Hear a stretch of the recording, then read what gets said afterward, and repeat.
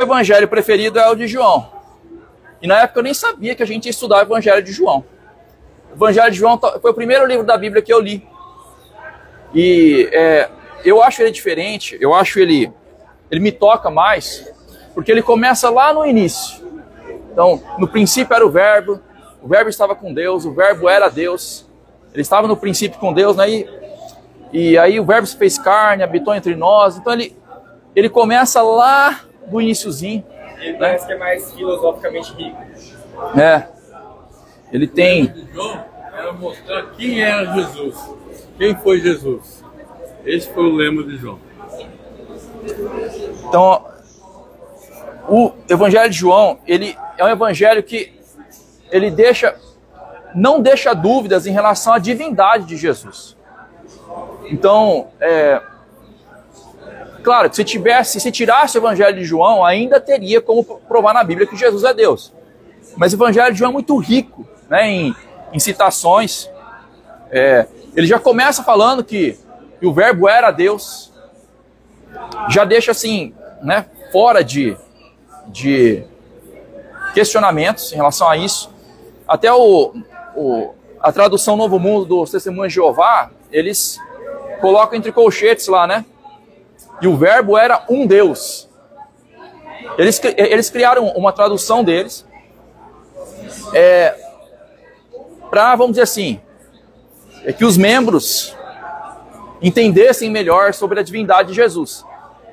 E aí em vários trechos, como em Filipenses 2:8, se não me engano, que fala que Jesus, mesmo subsistindo na forma de Deus, se humilhou, né? se esvaziou, né? Passando pela morte de cruz. Ele fala, aí eles colocam, subsistindo na forma de um Deus.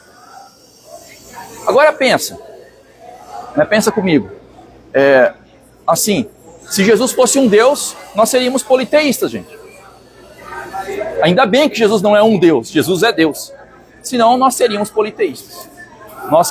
Nós iríamos crer em mais de um Deus. Então, assim, o Evangelho de João, ele deixa muito claro que Deus morreu por nós.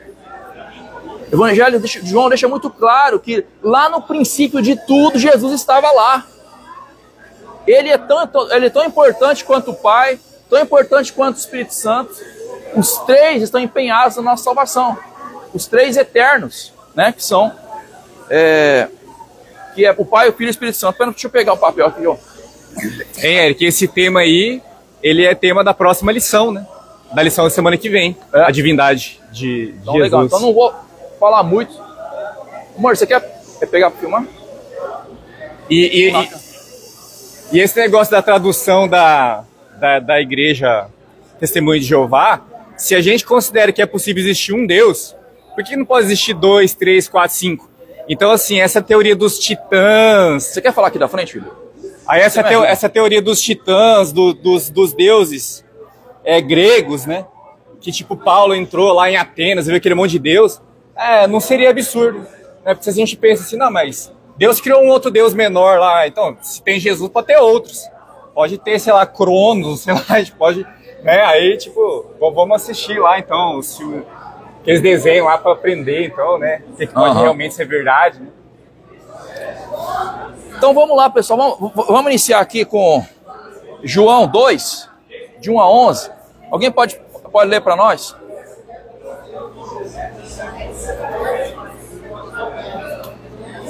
Bicho, esqueci, deixei no carro. João 2, de 1 a 11. Você tá com... Alguém achou aí, quer ler para nós? Vai lá, Eduardo, então. Lê bem alto. E ao terceiro dia, fizeram-se umas bodas em Caná da Galileia, e estava ali a mãe de Jesus. Foi também convidado Jesus e seus discípulos para as bodas. E faltando vinho, a mãe de Jesus lhe disse, não tem vinho. Disse-lhe Jesus, mulher, que tenho eu contigo? Ainda não é chegada a minha hora. Sua mãe disse aos serventes, fazei tudo o que ele vos disser. E ali estavam postas 6 talhas de pedra para as purificações dos judeus, em cada uma cabiam 2 ou 3 almudes. E disse-lhes Jesus: enchei de água essas talhas. Encheram-nas até em cima. E disse-lhes: tirai agora e levai ao mestre-sala. E levaram. E logo que o mestre-sala provou a água feita vinho, não sabendo de onde viera, se bem que o sabiam os serventes que tinham tirado a água, chamou o mestre-sala ao esposo e disse-lhe: todo homem põe primeiro vinho bom, e quando já tem bebido, bem, então o inferior. Mas tu guardaste até agora o bom vinho. Jesus principiou assim seus sinais em Caná da Galileia, manifestou sua glória, e seus discípulos creram nele. Agora, por que vocês acham que Jesus iniciou os milagres? Ô, rapaz, seja bem-vindo aí, cara. Por que vocês acham que Jesus iniciou os milagres dele com um milagre tão banal assim? Porque assim, ele ressuscitou pessoas, curou pessoas. Você vê os milagres que Jesus fez, né? Parou aquela tempestade. Aí, o primeiro milagre que ele faz é transformar água em vinho. Será que é porque ele foi devagar assim? Pera aí, eu vou fazer um milagrezinho aqui, aí depois eu vou subindo, né, ao decorrer do tempo. Será que era isso? Por quê? É famoso, né, esse milagre. E esse milagre ficou super famoso, né? É muito conhecido esse milagre. Eu, quando era criança, a gente não tinha formação religiosa, mas esse milagre a gente conhecia. Esse que Jesus andou em cima das águas, né? Então, assim, apesar de repente ser, né, menor do que uma ressurreição de alguém, ele é super conhecido, ficou muito famoso, né? Quer dizer, muito falado. Uhum. Por que vocês acham que Jesus fez esse milagre aí? Foi, Clair? Hã? Milagre é milagre, são só diferentes, porque milagre é uma coisa fora do comum, não é aquilo que a gente está acostumado a ver e fazer. Ninguém consegue fazer isso, uma transformação de água em vinho. Então acho que todos os milagres são importantes. E uma festa de casamento é um começo de uma vida, né? Sim. Então é importante também. Então, entendi. Maurício? Bom. Vou falar. Eu acho importante, porque do jeito que João veio para mostrar quem é Jesus, ele citou os milagres como sinais. Sinais. Não milagres. Sim. Sinais. Sinais para comprovar quem era Jesus, de onde veio Jesus, quem ele era, o poder que ele tinha. Né?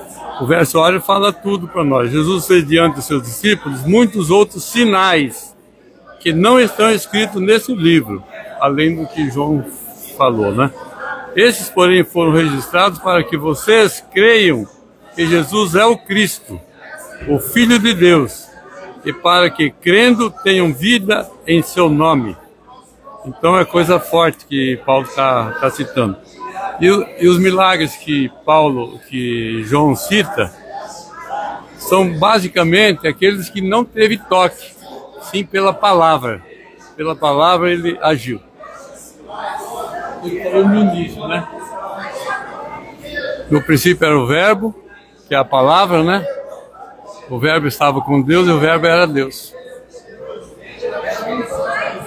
Eduardo, fala para todo mundo aí. Bom, esse milagre especificamente, eu penso pelo lado da representatividade.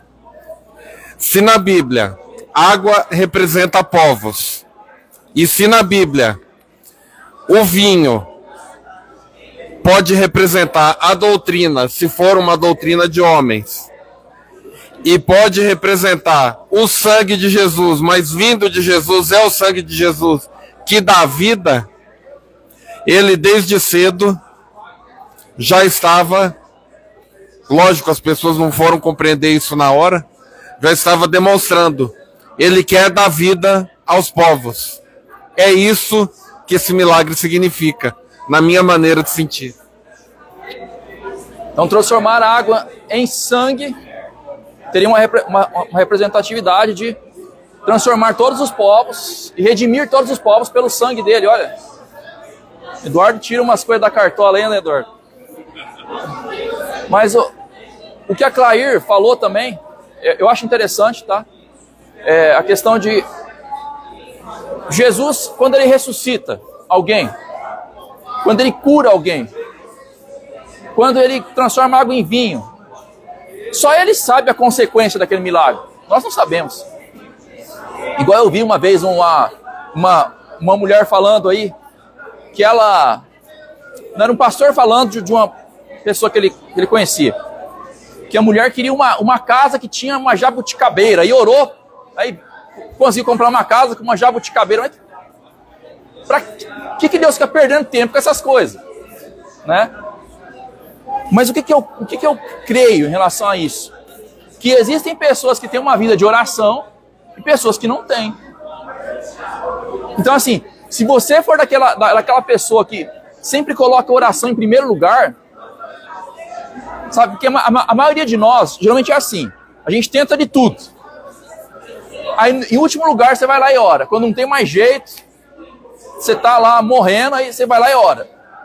Existem pessoas que não, elas sempre estão orando. Elas vão ver mais milagres acontecendo. Essas pessoas vão ver. Elas não vão tentar as outras coisas primeiro, elas vão orar primeiro. E você vai ver Deus agindo em coisas tão pequenas. Você vai perceber que Deus age em tudo. A percepção que aquela pessoa que não ora para tudo, ela não percebe que Deus age em tudo. Ela acha que Deus só age nas coisas grandes. Porque a gente só ora pelas coisas grandes. Entende?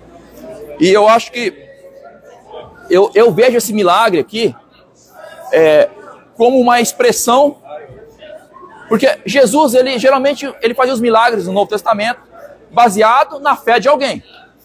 Ó, tua fé te salvou. Geralmente alguém tinha fé, Jesus ia lá e fazia o milagre. E aqui a pessoa que teve fé foi Maria, não sei se vocês perceberam. Era uma pessoa de oração. Isso aqui não quer dizer que ela é, né, tudo que os católicos falam que ela é, mas isso aqui quer dizer o quê? Que ela era uma pessoa de fé.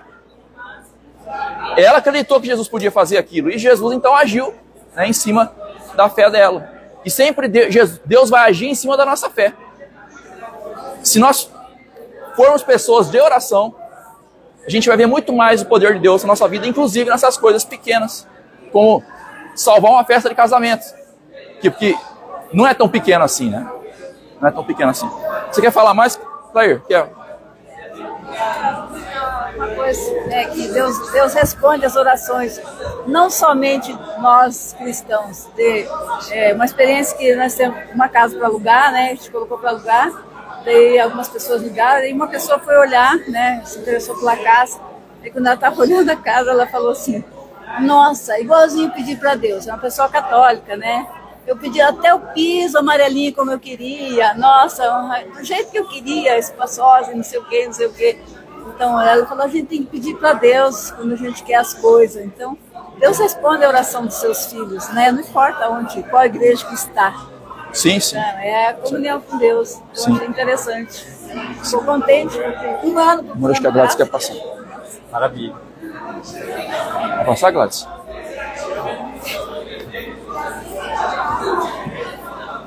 Agora eu acho assim que a oração, ela tem um efeito principiológico de trazer comunhão. Porque quando a gente ora, a gente naturalmente se aproxima muito de Deus. Porque orar não significa acontecer dessa forma que a Clair falou, que às vezes a pessoa ora e Deus ele responde nos detalhes como a gente pediu ou desejou.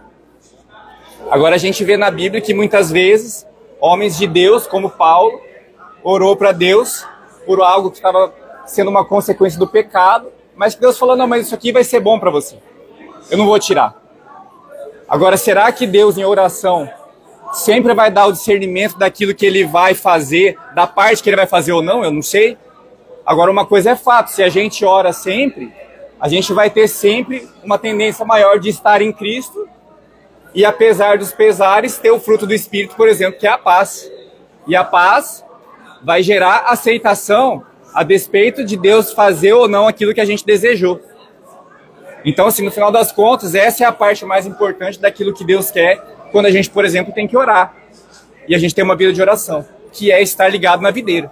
Né? Porque senão alguém pode ter uma vida de oração só para interesses próprios. Sim. E aí não adianta.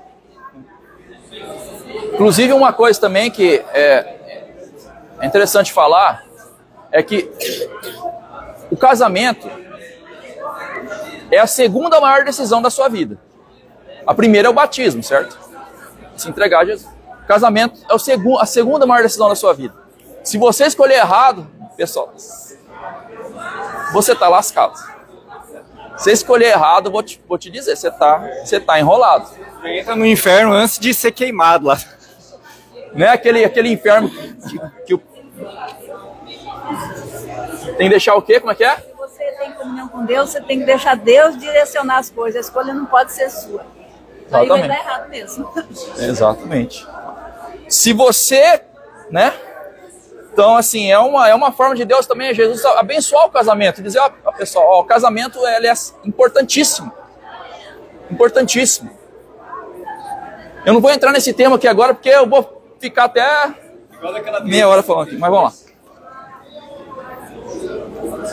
Vamos para o próximo texto aqui, ó, João 4. Você quer falar, William? Não, eu só comentei que se a gente fosse falar de casamento, que a gente ia acabar a lição só nisso, igual da outra vez. Outra vez a gente começou a falar de casamento, foi embora, né? Acabou. Vamos entrar nesse assunto, não. Vamos lá. João 4, 46 a 54.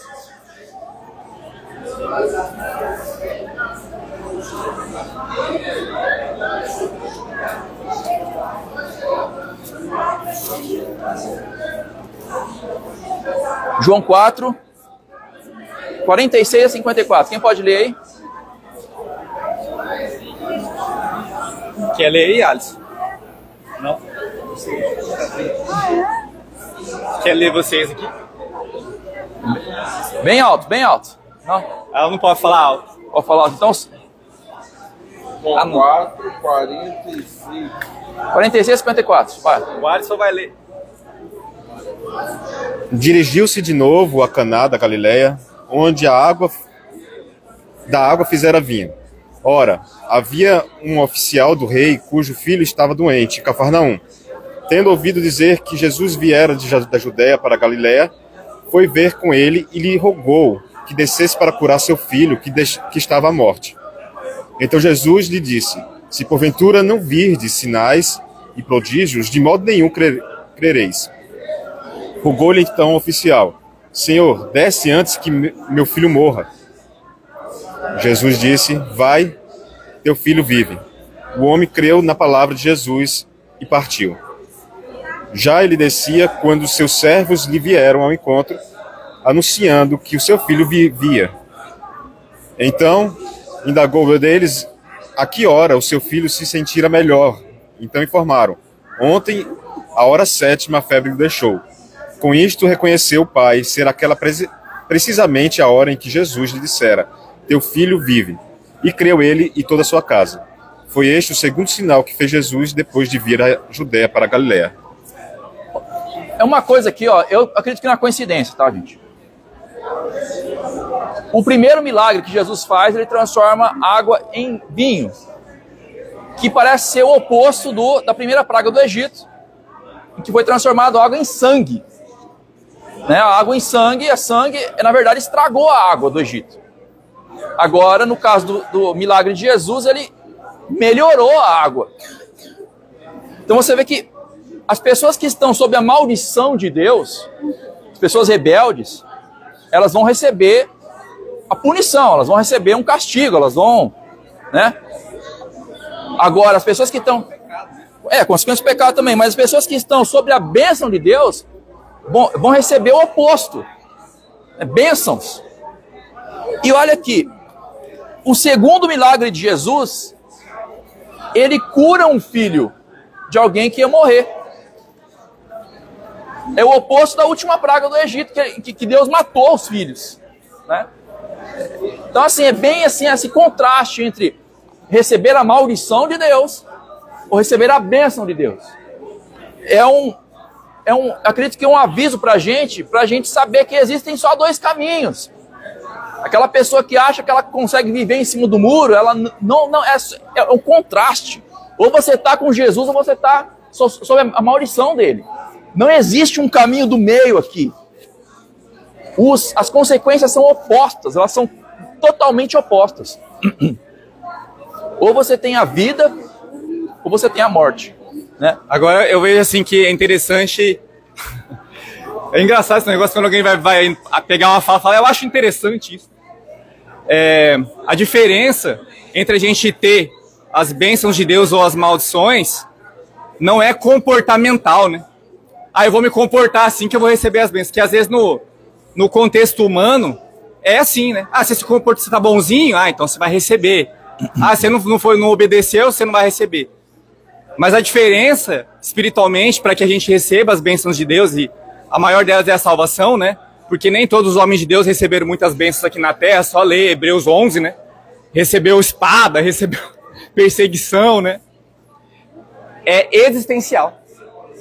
A diferença não é comportamental, mas existencial. Agora, é óbvio que se você está se comportando errado e você passa a se comportar correto, vamos dizer assim, você vai estimular a tendência a ter uma mudança existencial. Uma mudança na sua natureza de personalidade. É isso que é a diferença. Por isso que é difícil realmente ser de Cristo. Porque é muito mais fácil a gente mudar comportamento e parecer ser, quando não é. E parecendo ser, a gente consegue muita coisa. A gente consegue fazer toda a estrutura da igreja muito lindo. Mas, na hora que Jesus voltar, vai ter muita gente que vai falar assim, mas a gente fez isso, isso, isso. Não é comportamento. Eu nunca te conheci. Já pensou? Não, mas eu sempre me comportei como cristão. Nunca te conheci. Afasta de mim você que pecava sendo um cantor perfeito, sendo um pregador perfeito. Então, assim, esse discernimento a gente precisa buscar muito em oração, nas leituras, em tudo que a gente aprende. Como que eu faço para realmente ser aquilo que Deus quer que eu seja, para além do comportamento que naturalmente vai se expressar quando o Espírito Santo de fato começar a ganhar espaço em mim, né? O Bulhon, eu já vi ele falando uma vez assim, tem gente que começa a seguir a Deus e aí fala assim, aqui tem uns frutos do Espírito. Tô esperando os frutos do Espírito aparecer em mim. Nossa, tá demorando tanto. Já sei, eu vou fazer aparecer. Aí começa a fazer aparecer. Quem tá de fora, muitas vezes acredita, porque não mora junto com a pessoa, não é casado com a pessoa. E a pessoa vive assim. É o morno. É o morno que às vezes ainda tá dentro de uma matrix. Porque o cara pensa que tá em santificação. Ele tem certeza que tá em santificação. Então, assim, eu acho que esse é um ponto muito importante, assim, que às vezes fica um ponto cego pra gente.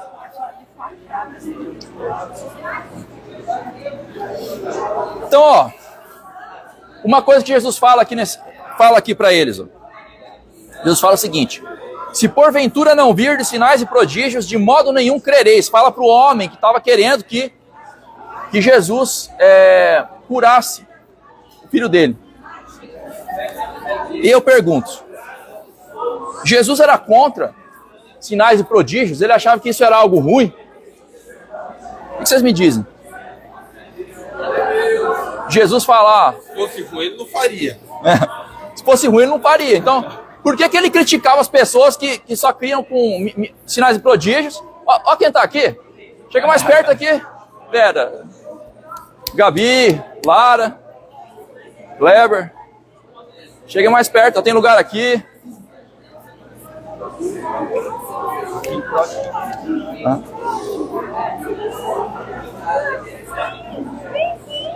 Aqui. Então, vamos lá, voltando ao raciocínio. Vamos ver se eu vou voltar ao raciocínio aqui. Qual que é o ponto de Jesus, então? Será que ele queria que a gente cresce sem ver sinais e prodígios? Era isso? Aquela crítica que ele fez contra Tomé, por exemplo, né? O que vocês me dizem em relação a isso? Gabi, bom.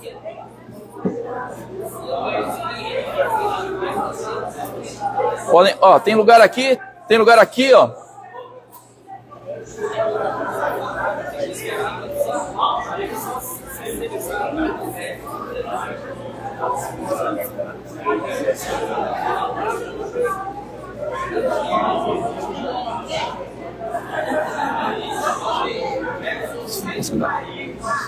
Tudo bom?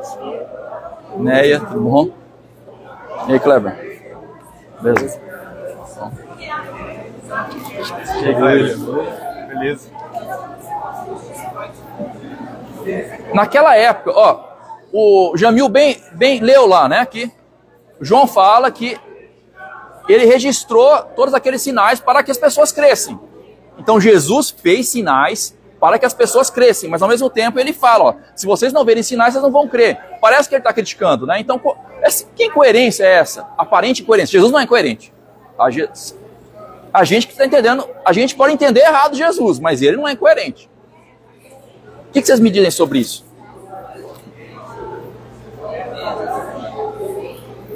Jesus fala para Tom. O Alisson vai decifrar aí. Eu não vou decifrar não, mas assim, comparando com Moisés, né, que também fez muitos sinais e o povo, mesmo assim, não cria, assim também era o povo judeu, né?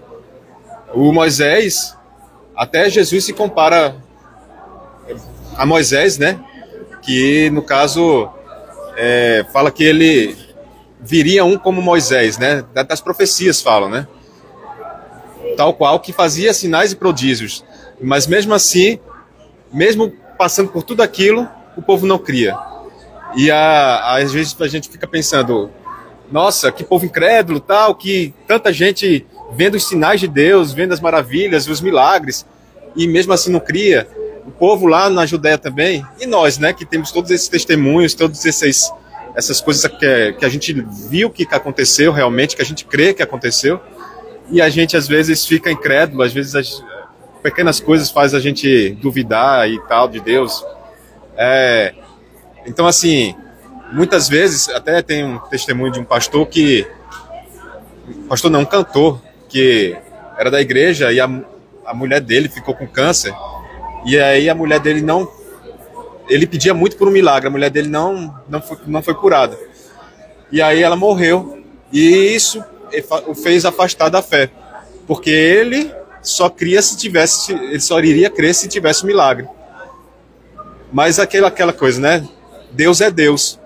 Se Deus fizer, Deus é Deus. Se Deus não fizer, ele continua sendo Deus. Então, na realidade, às vezes a gente coloca a nossa fé baseada em coisas, em sinais, maravilhas, mas a gente tem que pensar que Deus é Deus acima de qualquer coisa. Ele pode dar e pode tirar, ele pode fazer e não fazer. Então, a nossa crença tem que ser fundamentada em Deus, na palavra, e não em coisas que podemos ver, né? Eu gosto que o Bulhão fala. Se aceitou Jesus, ele dá a paz. Ele pode dar emprego, pode fazer você pagar a conta, pode ajudar, pode curar. Mas se ele não curar, você vai ter paz. Você creu, você aceitou Jesus. Ele vai dar vitória para você na paz. Sim. E eu acho assim, quando Deus não cura alguém que está para morrer, né? No fundo, assim, essa pessoa precisa morrer para viver. Porque se a pessoa está em Cristo, a melhor coisa que tem é ela transitar, né? Dar fim à vida terrena, para depois poder ser ressurreta sem pecado e com toda a saúde, né? Agora eu penso assim, que talvez naquela época, além da pouca fé, existia uma cultura que não estimulou muito a capacidade intelectual daquele povo. Imagina você vir só com explicações filosóficas para convencer um povo que nunca teve essa cultura lá. Então, assim, fazer sinais ajuda muito. Hoje em dia a gente vê pessoas que têm menos instrução. Se você chega com uma explicação perfeita, mas que traz uma coisa rebuscada, a pessoa nem presta atenção, ela não consegue. Então, se você chega mostrando na prática, ó, funciona assim, ó, a pessoa, tal, aí é diferente. Eu acho que, em parte, isso deve ter sido um critério para Deus. Quando... Eu vou fazer um questionamento aqui e vou responder, tá? Como que os livros da Bíblia, quando eles entraram na Bíblia, eles eram atestados verdadeiros? Como que se sabia, por exemplo, quando Isaías escreveu o livro de Isaías, que ele era um profeta de Deus? Como que se sabia? Porque a profecia dele estava de acordo com os livros anteriores. Se Isaías falasse algo que fosse contra, por exemplo, o Pentateuco, ele seria considerado um falso profeta. Agora, como que eles sabiam que o Pentateuco estava certo? O que Moisés escreveu estava certo. Como? O primeiro livro da Bíblia que foi escrito, como foi que ele foi validado? Com o quê? Aí foi passando. A abertura do Mar Vermelho, gente, 10 pragas do Egito, foram coisas assim que não tinha nem como Satanás fazer. Eram milagres tão fortes assim, né? Que não tinha como negar que não era Deus lá naquele momento. Ellen White fala que quando teve o dilúvio, que Satanás ficou com medo de morrer, né? Dilúvio, teve tanta coisa, né? Então assim, se você pega o livro de Êxodo, que foi a vida de Moisés, você vê o tanto de milagre que aconteceu, você fala, cara, não tem como não ser Deus. Só que se você olhar no Antigo Testamento, você vê que parecia que Satanás não tinha permissão para agir em muitos momentos. Você vê, por exemplo, Elias contra aqueles profetas de Baal. Satanás poderia ter mandado fogo lá e consumido aquele sacrifício. Por que Deus não deixou Satanás fazer isso? Parece que milagre era uma coisa mais de Deus do que de Satanás. Deus segurava. Hã? Deus está, Satanás não chega perto. Então Deus estava com Elias para fazer aquilo. Então Satanás estava longe. Satanás estava longe. Pode falar. Vai lá, fala todo mundo aí.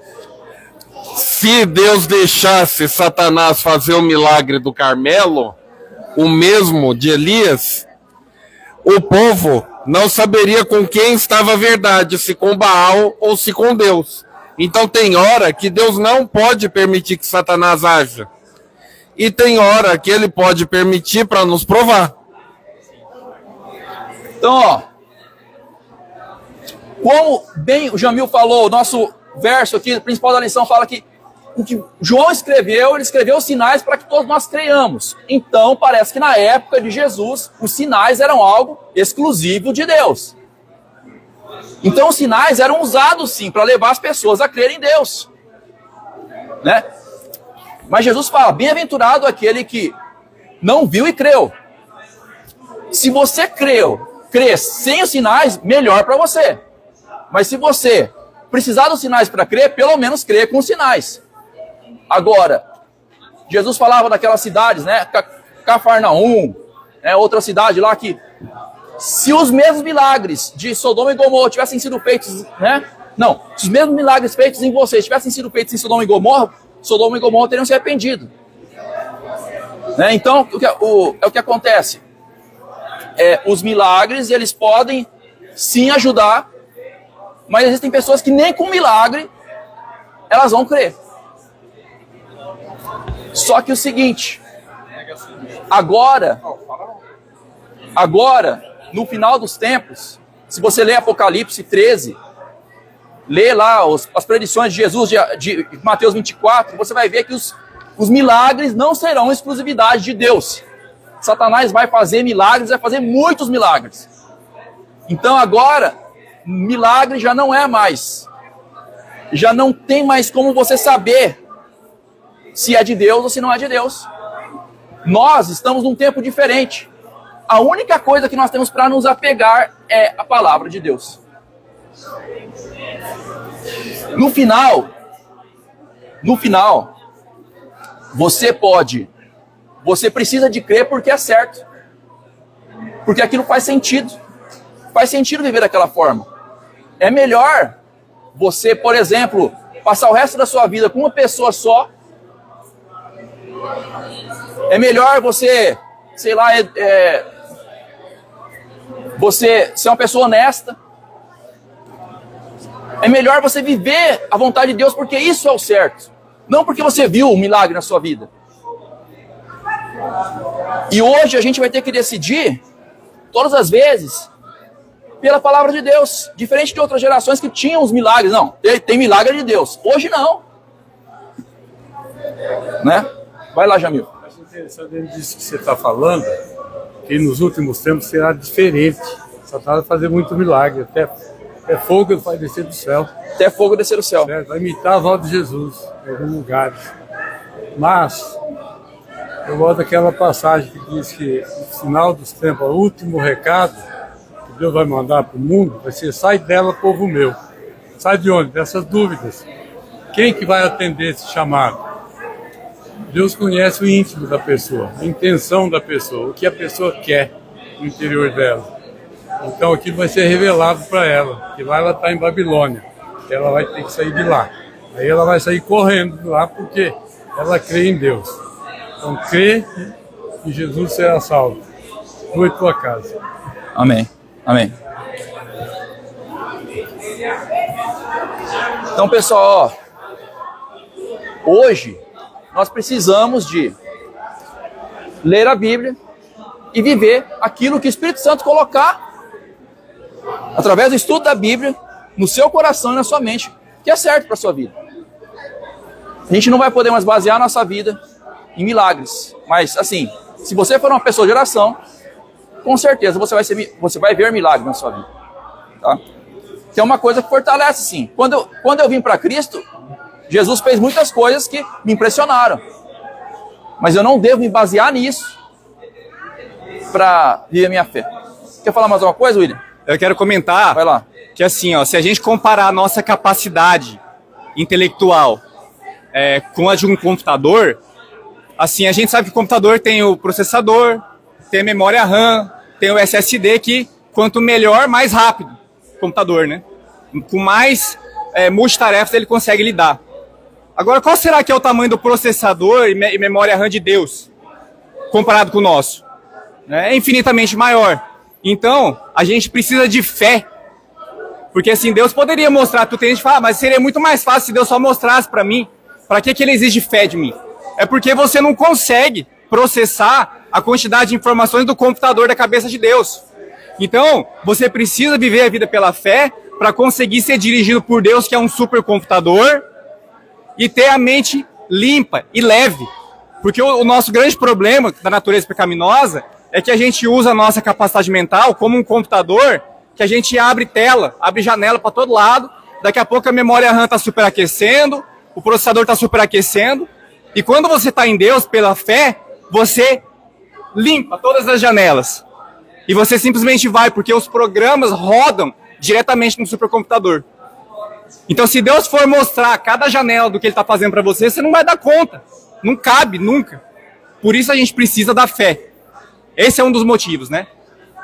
E logicamente que por a gente não conseguir ter a prova de cada ação de Deus, a gente precisa naturalmente buscá-lo de toda a alma, todo o coração e todo o entendimento. Mas sempre a gente vai estar agindo sem conseguir entender. Aquele que é nascido de Deus é como o vento. Você não sabe de onde vem. Não cabe. Não cabe na tua cabeça. Você sabe para onde vai? Muito menos vai caber. Mas você ouve a voz. É muito mais simples para nosso calibre intelectual simplesmente ouvir Deus dizendo assim, ó, vai para frente, vai para direita, para. Do que ele abrir a janela e falar, deixa eu te mostrar por que eu estou fazendo isso. Não dá, seria impossível. Então essa é uma razão porque a gente tem que desenvolver realmente a capacidade de se direcionar pela fé, buscando discernir qual é a voz de Deus e qual não é. Eu vou ter que dar uma recepção. Vai lá. Então, ó, vamos lá. João 5, eu vou ler aqui para vocês, tá? Já que a gente já baixou dos 10 minutos aí. Vou ler aqui para vocês. João 5, 11 a 16. Fala o seguinte. Ao que ele lhes respondeu. O mesmo que me curou me disse, toma o teu leito e anda. Isso aqui é Jesus falando para aquele paralítico que ele tinha curado. É um paralítico que estava na beira de um tanque. Fazia 38 anos. E diz que quando um anjo baixava lá, mexia a água, os caras saíam correndo, quem chegava primeiro era curado. O resto não era curado. Tá? E aí Jesus vai lá e cura aquele paralítico. Eu acho que... Não, peraí, outro trecho. Tá, Jesus cura aquele paralítico e aí os fariseus ficam com raiva dele, né? Por que o fariseu ficou com raiva? Hã? Por que o fariseu ficou com raiva? Porque Jesus estava se destacando mais que eles, né? Ele mandou o para ele pegar o leite e ir para casa. No Que dia sábado. que era? É no sábado. Então, aí mexeu na caixa de abelha. Aí ficaram bravos. Aí queriam ter razão. Exatamente, ó, aqui, ó. Ó o que fala aqui, ó, no... Deixa eu ler primeiro a história aqui. Você quer falar, Alisson? Vi que você tá fazendo. Tá. Deixa eu ler primeiro... Deixa eu ler aqui, vai. 11:16. Ao que ele respondeu, o mesmo que me curou me disse, toma o teu leito e anda. Perguntaram-lhe eles, quem é o homem que te disse, toma teu leito e anda? Mas o que fora curado não sabia quem era, porque Jesus se havia retirado por haver muita gente naquele lugar. Mais tarde, Jesus o encontrou no templo e disse, olha, que já estás curado, não peques mais, para que não te suceda coisa pior. O homem retirou-se e disse aos judeus que fora Jesus quem o havia curado. E os judeus perseguiam Jesus, porque fazia essas coisas no sábado. E eu pergunto, os fariseus estavam preocupados com o sábado? Será que eles eram zelosos? Eles falavam, não, eu amo a Deus, eu quero guardar o dia do Senhor. E pelo amor que eu tenho a Deus, então eu vou guardar, eu tenho que ter zelo pelo sábado. Será que era isso? Os fariseus, eles amavam a Deus e por isso que eles eram zelosos com o sábado? Será que era isso?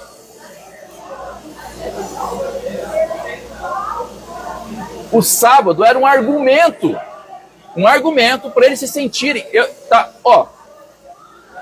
Deixa eu terminar a frase. O sábado era um argumento para eles se sentirem melhores que os outros. A guarda do sábado era um argumento para eles se sentirem melhores que os outros. E como eu sei disso? Os fariseus eram orgulhosos, eles eram vaidosos. Eles queriam os primeiros lugares, né, nas sinagogas, eles queriam as honras.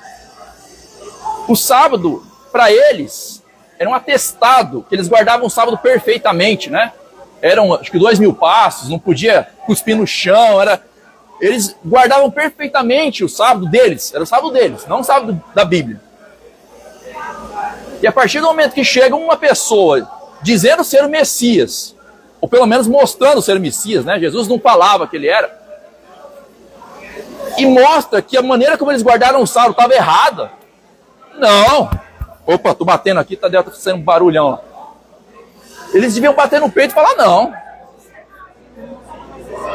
Ele tá se achando melhor que eu. Ele tá dizendo que tudo que eu tenho feito tá errado. Todas aquelas regrinhas do sábado que a gente vive já há tanto tempo, meu pai, meu avô, tá errado. Não.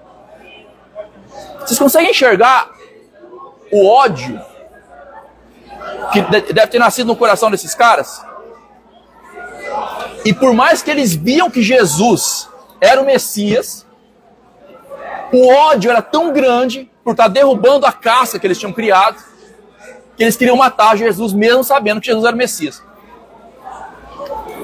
Eu fico assim, até acho engraçado porque parece que isso foi intencional. Parece não, isso foi intencional da parte de Jesus. Foi de propósito que ele curou no sábado, e sendo que ele tinha 38 anos de doença, e poderia ser curado em qualquer outro dia. Mas Jesus fez aquilo exatamente para que não foi falando que as tradições não servem para nada. As tradições podem servir para alguma coisa, mas quando você coloca a tradição, sobrepõe aquilo que é a palavra de Deus, o que é a verdade, o que Deus quer realmente para a pessoa, que Jesus trouxe naquele momento a salvação.